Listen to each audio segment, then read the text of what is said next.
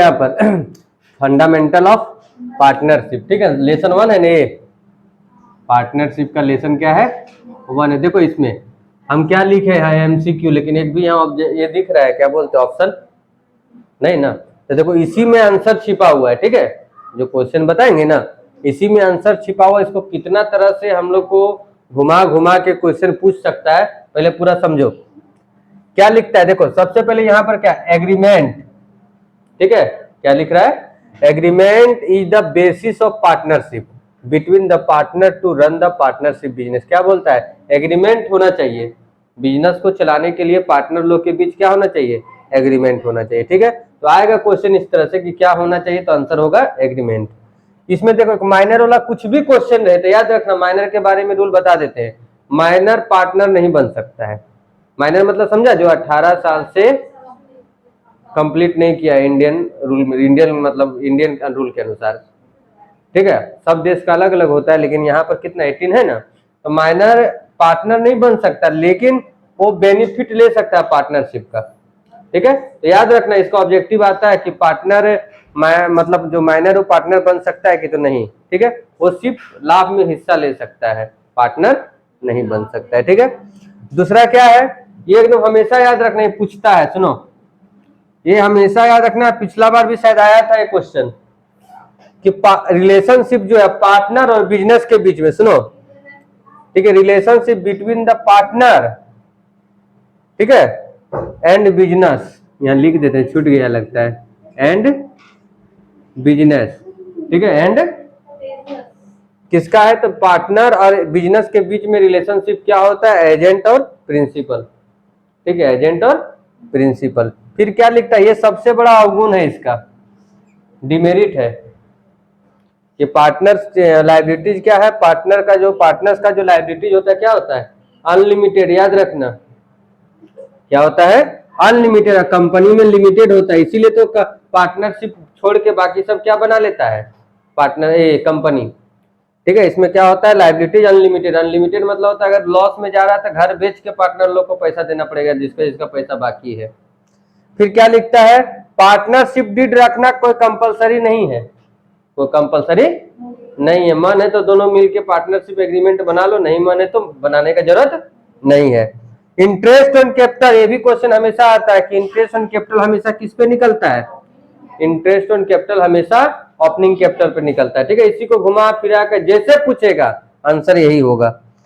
लिखता है कि अगर पार्टनरशिप डीड नहीं है तो इंटरेस्ट ऑन पार्टनर लोन कितना परसेंट मिलेगा, 6%। यहीं पर एक और बता देते हैं, प्रॉफिट एंड लॉस को बराबर बांटा जाएगा, प्रॉफिट एंड लॉस को क्या किया जाएगा, याद है ना, प्रॉफिट एंड लॉस को इक्वली बांटा जाएगा। अगर पार्टनरशिप डीड नहीं है, अगर पार्टनरशिप डीड नहीं है तो प्रॉफिट एंड लॉस को इक्वली बांटा जाएगा और 6% per annum interest on partner loan दिया जाएगा।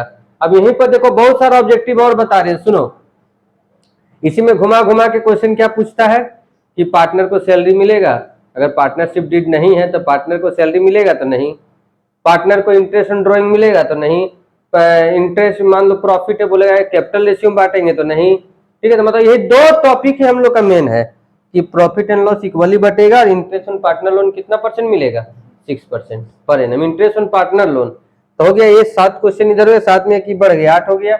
अब सुनो एक ये भी हम लोग का क्वेश्चन आता है कि पीएल अप्रोप्रिएशन का डेबिट साइड में जैसे इस तरह क्वेश्चन आता है, सुनो interest on capital is debited in, ऐसे लिख दिया interest on capital debited in. अब डेबिट कहाँ होता है तो देख लो, डेबिट इंटरेस्ट ऑन कैपिटल कहाँ होता है, पीएल एप्रोप्रिएशन अकाउंट में। तो पीएल एप्रोप्रिएशन अकाउंट का फॉर्मेट लिखाए थे ना, याद रहेगा तो देखो उसका डेबिट में क्या क्या होता है, interest on capital, partner commission, partner salary, ये सब पूछता है कि इंटरेस्ट ऑन कैपिटल डेबिट कहाँ होगा, यही पूछ देगा इंटरेस्ट ऑन कैपिटल क्रेडिट कहाँ होगा, तो देखो यहाँ होगा कैपिटल अकाउंट में, जो चीज में डेबिट होता है वो पार्टनर्स कैपिटल अकाउंट में क्या होता है, क्रेडिट। अभी इसके बाद जब मिटाएंगे तो लिख देंगे तुम लोग का इंटरेस्ट ऑन ड्राइंग का एक चार्ट बना दे रहे हैं, तो उसमें से भी बहुत क्वेश्चन आता है कि ड्राइंग इंटरेस्ट ऑन ड्राइंग के रूल के बारे में, तो सब क्वेश्चन एक जगह हो जाए तो इससे ऑब्जेक्टिव आता है। तो देखो क्रेडिट साइड डेबिट साइड लिख दिए हैं।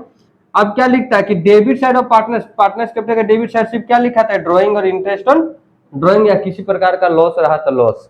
फिर क्या लिखता है, मैक्सिमम पार्टनरशिप में मैक्सिमम कितना हो सकता है 50, याद रखना, और कम से कम कितना हो सकता है दो हो सकता है, ठीक है। तो इतना पहले लिखो, इसके बाद बताते इंटरेस्ट ऑन ड्राइंग के बारे में, वही टॉपिक छूट रहा है ना। अब इंटरेस्ट ऑन ड्राइंग का वैसे सोचेगा तो बहुत क्वेश्चन हो जाता है, ठीक है। इंटरेस्ट ऑन ड्राइंग का वैसे सोचेगा तो बहुत क्वेश्चन हो जाता है। सुनो, इंटरेस्ट ऑन ड्राइंग, ध्यान दो यहाँ पर, इंटरेस्ट ऑन ड्राइंग को अगर हम इससे निकालेंगे तो कम से कम 30-40 क्वेश्चन निकल जाएगा, ठीक है। इसलिए इसको एक जगह लिख दिए हैं। जैसे इंटरेस्ट ऑन ड्राइंग सबसे पहले मंथली निकाला जाता है 1 साल के लिए, तो देखो लिख दिए कि अगर मंथली निकालेगा सालों भर, तो अगर बिगनिंग में निकालता है तो 6.5 महीना का, अगर बिगनिंग में निकालेगा तो कितना दिन का, 6.5 महीना का, अंत में प्रत्येक महीना का अंत में निकालेगा तो 5.5 महीना का, और मिडिल में निकालेगा तो 6 महीना। याद रखना, वो MCQ में आता है। क्वार्टरली रहेगा तो 1 साल में कितना क्वार्टर होता है, 4, 1 साल में कितना महीना होता है, 12। जब टोटल ड्राइंग निकालेंगे ना तो इसमें 12 से मल्टीप्लाई करेंगे, इसमें कितना करेंगे, और इसमें अगर स्टार्टिंग निकालेगा तो 7.5 महीना, एंड में निकालेगा तो 4.5 महीना, और मिडिल में निकालेगा तो 6 महीना।